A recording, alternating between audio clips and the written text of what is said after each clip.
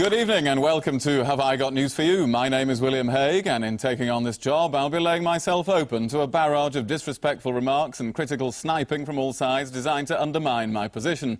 Nothing new in that, really. In the news this week, at the UN, with the future of the world in the balance, the Zambian delegate regrets having the three-bean salad for lunch.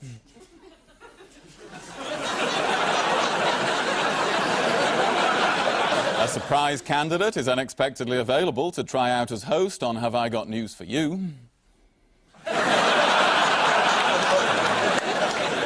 And by the River Trent, Britain's worst angler peeps over the fence to see what happened to his fishing line.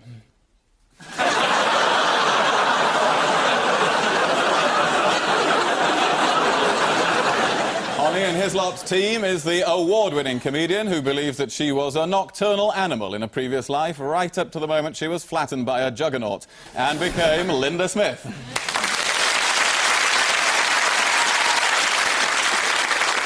And with Paul Merton tonight, a man who in a recent newspaper column recounted a trip abroad, describing his companions as big, fat, idiotic, useless, slack-jawed, knuckle-dragging, tattooed, pastry-faced, pockmarked, dim-witted, work-shy, gum-chewing riffraff. Well, what can you expect on the Sunday Times staff outing? Jeremy Clarkson.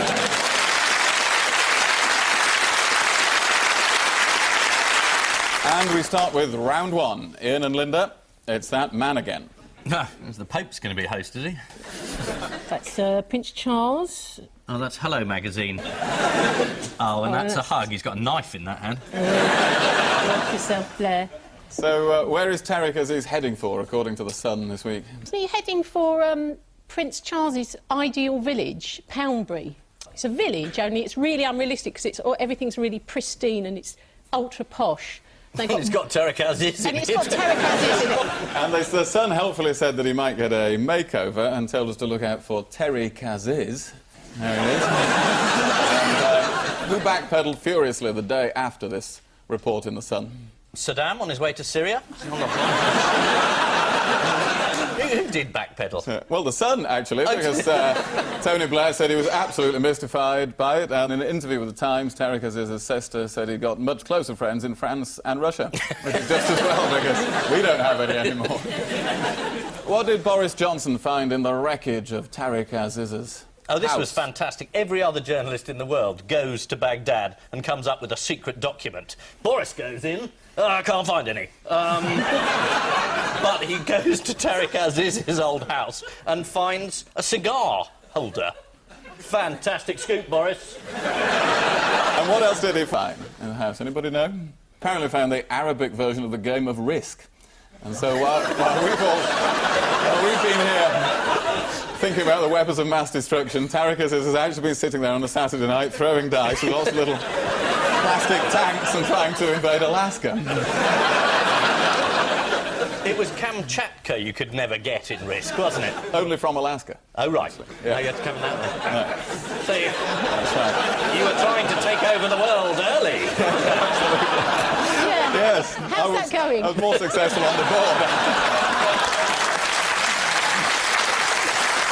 I know you. I've seen you before. Were you in Midsummer Murders? That's next week. It was a bit like that. But then so was the treatment of Angus Dayton on this programme. Yes, it's the latest developments on Iraq. Yeah. Register in your brain, William, that booing. No, he's used to it. You'll find it washes over him. I was with the Tory party long enough to know how to ignore booze. So you weren't very popular It's then? Listen, just because I tell jokes doesn't mean you should have political opinions.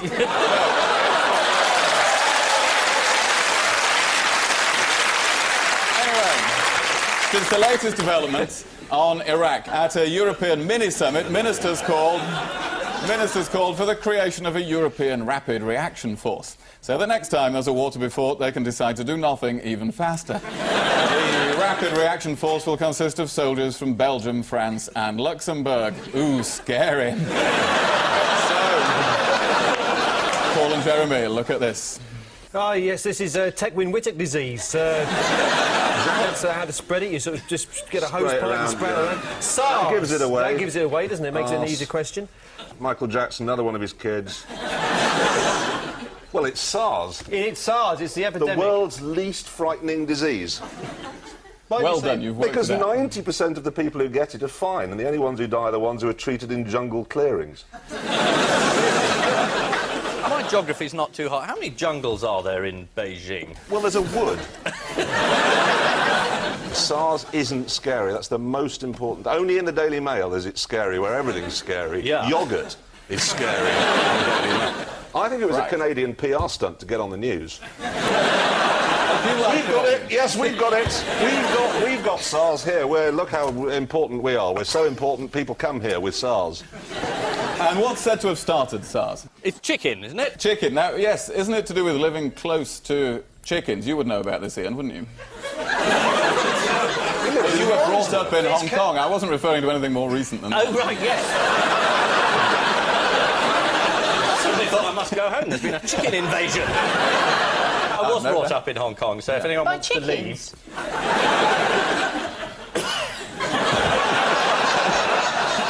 Who's issued a profits warning as a result of this? Cathay Pacific.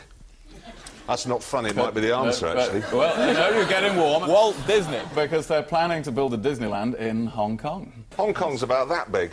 Yeah, but Mickey Mouse is only that big. The worst place in the world. I've just come back. You went to Disneyland? I've never been anywhere so horrible, ever. No, apart from Wednesbury. Other than Wednesbury, it's the worst place in the world. It's not much of a slogan, is it? The worst place in the world. Apart from Wednesbury.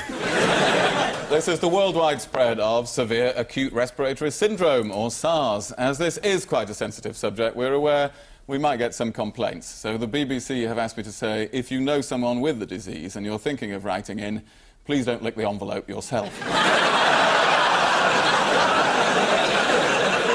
Ian and Linda, a headline for you. Charles's grey goo nightmare.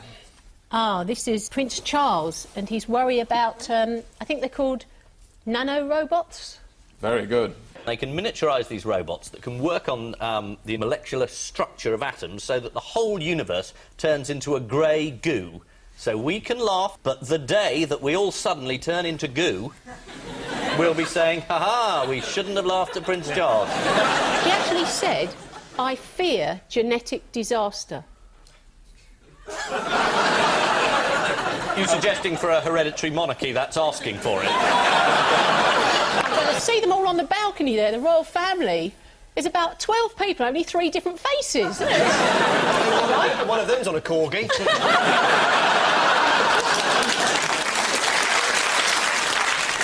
Robots. Yeah. The size of this studio can't make a voxel properly.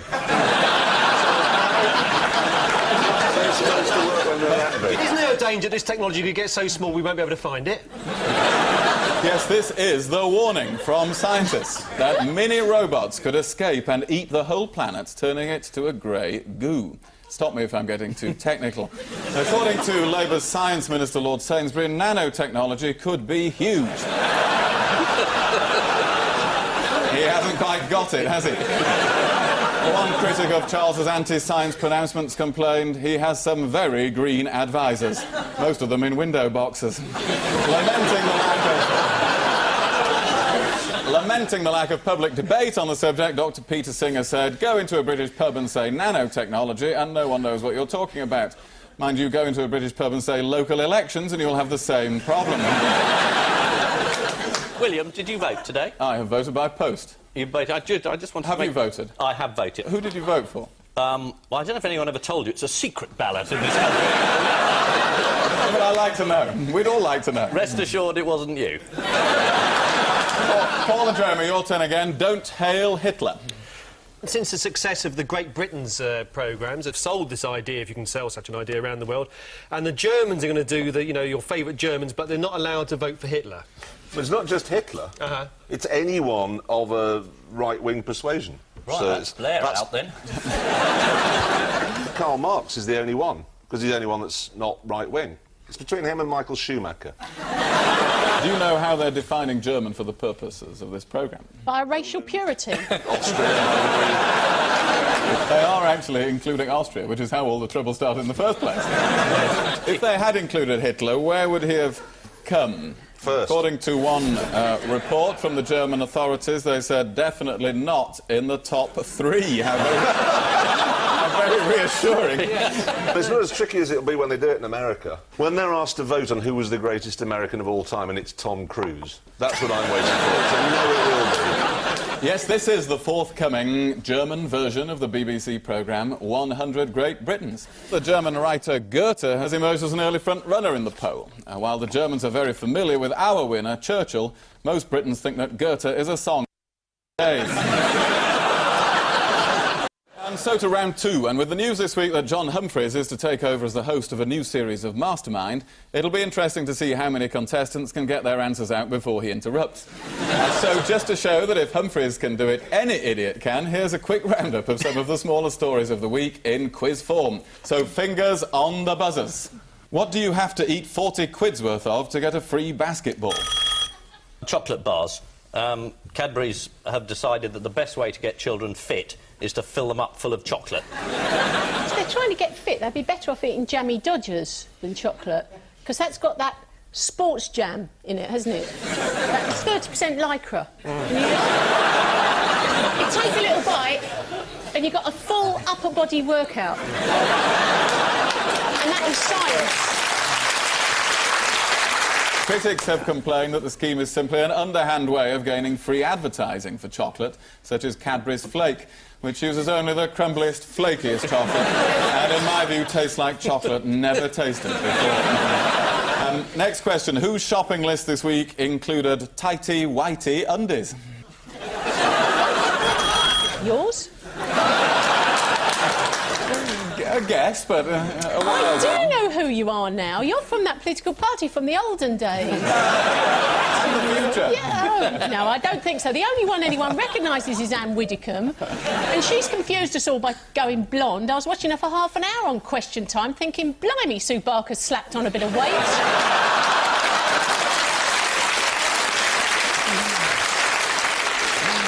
Tighty whitey undies and 67 other items were bought on this shopping trip. Oh, Got it, Mrs. Here we Blair. go. Cherie. Yes.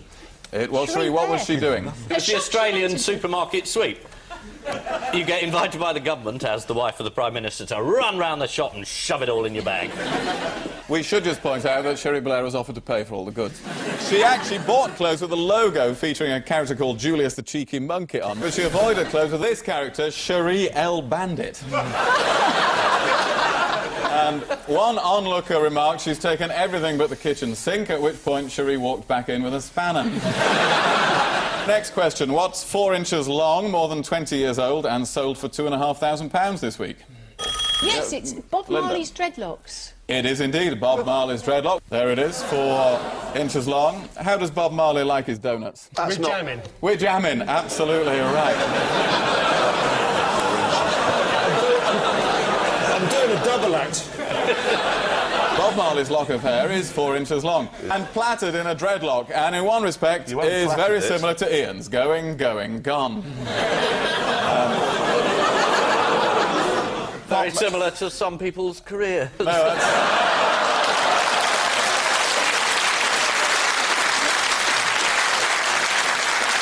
Next question. Who's officially richer than the Queen? Prince Philip, because he's got her money as well as his own. What was it that caused the Queen to go down the list? I think she gave up a little cleaning job she had. That's what it was. She used to do a couple of hours, local pub. And what she used to use a waving hand. She used to just have a duster. And she just... According to the Daily Express, the Queen has seen her fortune plummet after she paid off the Queen Mother's debts. Coincidentally, the highest new entry into the rich list is a Mr. William Hill. Now, next question. What have rainbow trout been trying to tell us this week? Paul and Jeremy? Ow. Because there's this great thing Yes. that fish can't feel pain, but of course they can. It seems to be demonstrated that they can. But the anglers have always said that they can't feel pain. There's no reason why they should feel pain. They're swimming along, great big hook goes in their mouth, hooks them out. They go, go into the net, boom, boom, boom, boom, back in the thing. They don't feel any pain. Because they've never told us they feel pain. I don't think foxes feel pain. Well, no fox has ever told me that it felt pain. When I ran one over the other day, on purpose.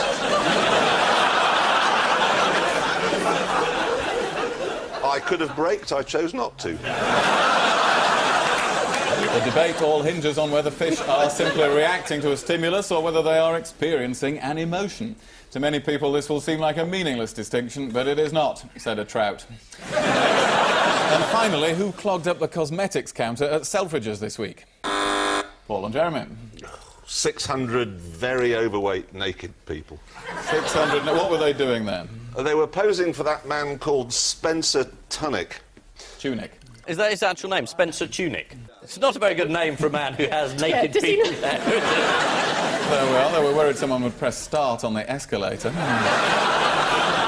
I read an account from someone who said she didn't get out much. And her daughter had suggested to her, why don't you go and take all your clothes off in Selfridges? Be good, get you out of yourself, meet some people. Like playing bridge, except slightly more interesting.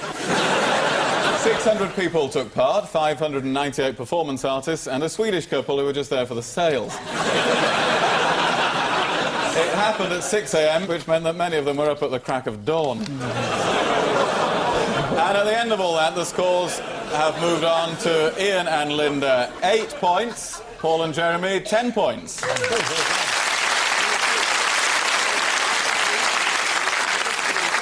Round 3 is the round. Ian and Linda, your 4 faces are Jean-Claude Van Damme, Richard Keel, Peter Stringfellow, and Abu Hamza. The man with the teeth, that's that man who was a Bond villain, isn't he? The man with the metal teeth. Jaws. George. Now, Abu Hamza couldn't be a Bond villain because no cat's going to let him stroke him with that, is he? No. Is it to do with sort of metal kind Bits of in you. bits in you or on you? No. No, it isn't. It's about a nocturnal activity. Oh, right. Oh, lap dancing. Ah, yeah.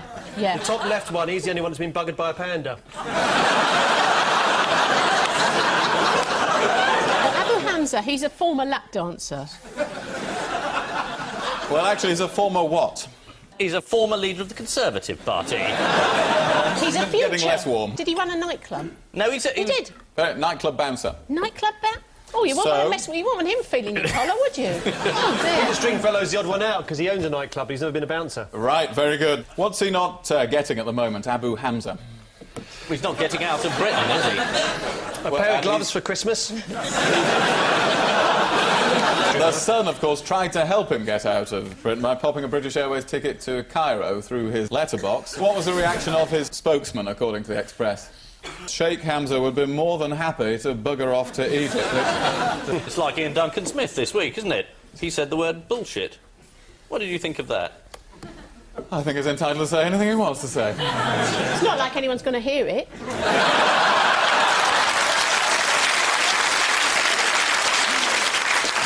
Yes, the answer is they've all worked as nightclub bouncers except Peter Stringfellow, who runs a nightclub in the Westminster area full of nude women, so I'm told by many of my fellow MPs.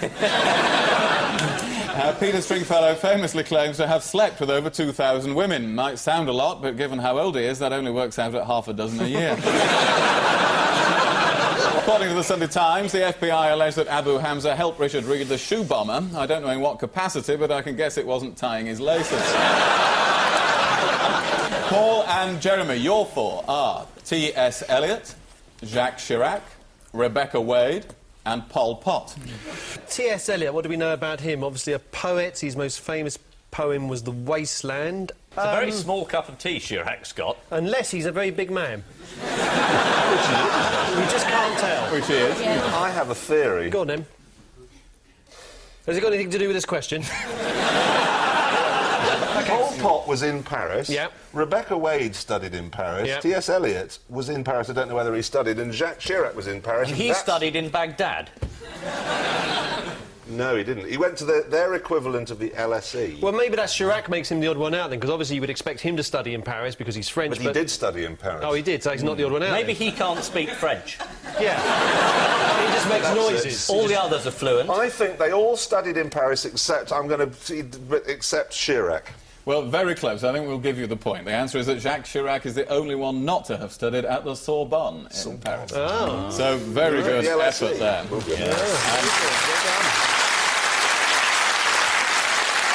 You know Rebecca Wade very well, Jeremy. You write Well, for I'm her sure not newspaper. very well, So, obviously. what was she wearing to work on her first morning as editor? It wasn't Rebecca, but she appeared on page 3. Well, it said Rebecca from Wapping on page 3. Right, and she was wearing a page 3 badge.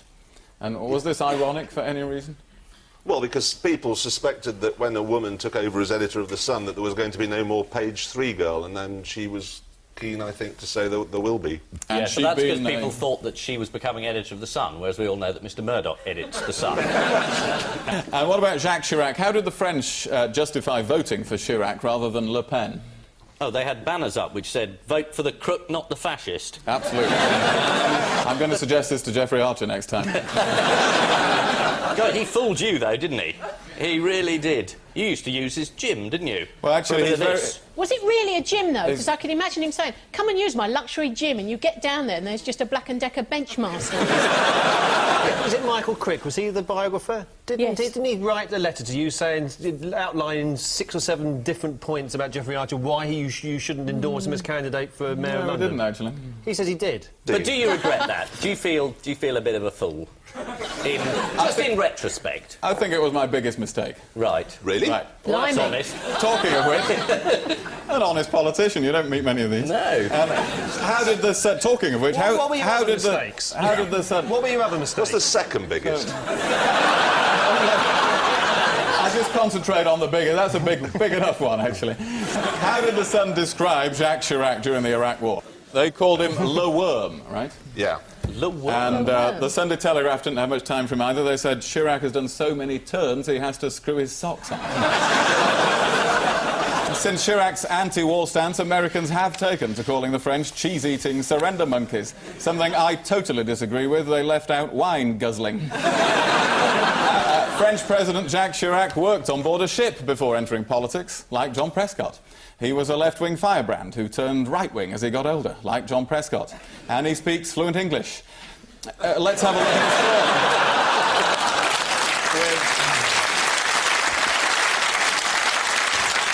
With 1 round to go, Ian and Linda have 8 points. Paul and Jeremy have 12 points.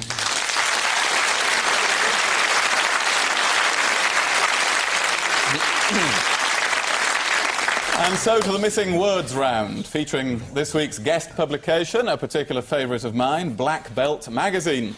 Although I'm a blue belt myself, and that's the way I like it. Do you still practice then? Do you still do weeklies? Oh yeah, once or twice a week. Yeah. Can you kill people with your bare hands? Yes, but only one editor at a time. We better start the actual question. Try what for the world's best value meal? Eating your own foot. You will fall over, but it's cheap. Looting. Now, the actual answer from Black Belt Magazine is Jeet Kune Do grappling. You can't fit that in there. You've skipped down too many, haven't you? I have, I've skipped an answer. Oh. I've skipped,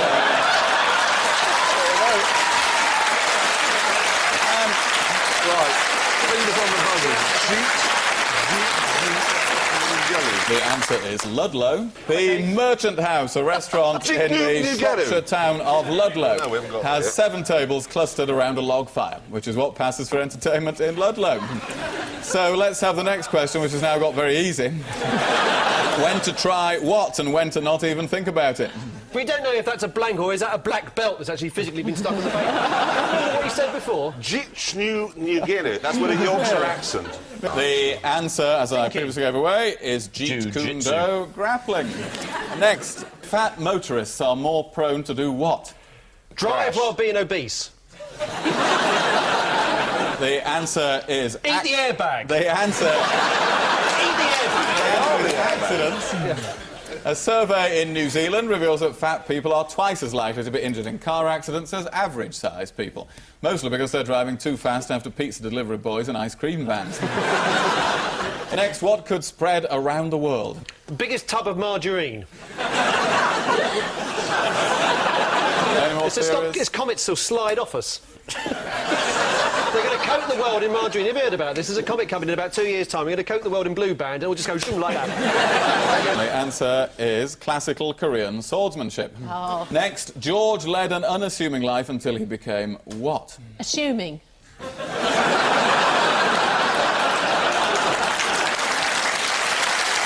No, it's actually Andrea, the militant stripper. She says life isn't a dress rehearsal. Odd thing for a stripper to say. And finally, what helped Ju Bang Lee develop his skills? No bastard. Does it take Winwiddock? It's a Is pretty it hard you one. bang head? He's another martial arts expert. These are all good theories, but the actual answer is throwing knives at rats. I don't think you could have been expected to get that. Despite all that, his restaurant still came second to a little place in Ludlow. Well, that brings us to the end In a of... fight between you and Seb Coe, right? Didn't you nearly kill him once? He did pass out, but well, that's different from actually being killed. No, but I didn't know you had a medical background. Who would win between Frank Bruno and Anne Widdecombe? It'd be worth having a go there, wouldn't it? My money's on Anne. That brings us to the end of tonight's contest, and the final scores are as follows. Ian and Linda, 9. Paul and Jeremy, 14. It's a fix.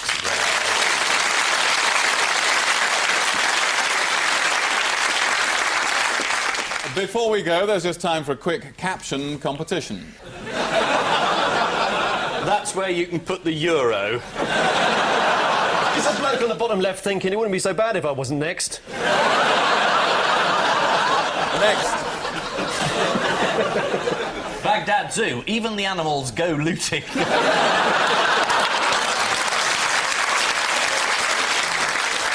And I leave you with news that in Washington, George Bush's image advisors deny they're now doctoring photos to make the president look good.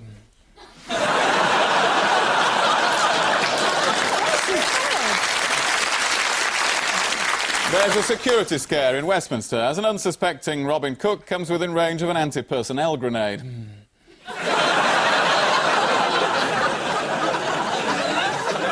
And at the Science Museum, one visitor is enthralled by the new virtual reality exhibition, World of Pies.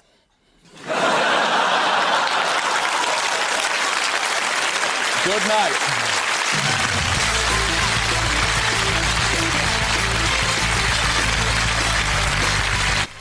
If you're passionate about any of the programmes you've watched on UK TV Documentary, let us know by logging on and leaving us a message at uktvdocumentary.co.uk.